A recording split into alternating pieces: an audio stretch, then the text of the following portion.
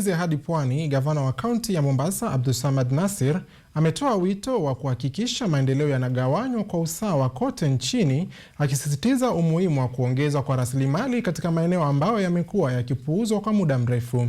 Akizungumza katika hafla ya uchangishaji fedha kwa ajili ya kituo cha Kiislamu cha watoto yatima kilichopo Malindi, kaunti ya Kilifi, alisema kuwa sera za awali zilichangia kupendelea baadhi ya maeneo huku zikiacha maeneo mengine hususan ukanda wa Pwani yakisalia nyuma kimaendeleo.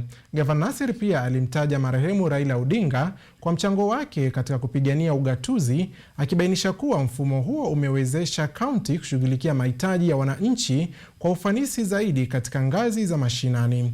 Aidha, ameunga mkono pendekezo la kuanzishwa kwa mfuko wa hazina ya miundombinu, akisisitiza kuwa utekelezaji wake unapaswa kuzingatia maeneo yaliyotelekezwa kihistoria pamoja na kuimarisha rasilimali muhimu kama bandari ya Mombasa kwa manufaa ya wananchi.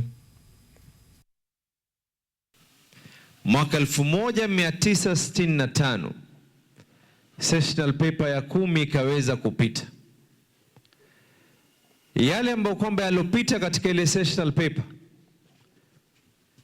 wakiwemo walioipinga ni Ronald Ngala wa hapa Pwani, viongozi wa Pwani, viongozi wengine wa North Eastern, kwa sababu walijua athari ile ambayo kwamba iliyoko katika ile sessional paper nambari 10 ya mwaka 1965.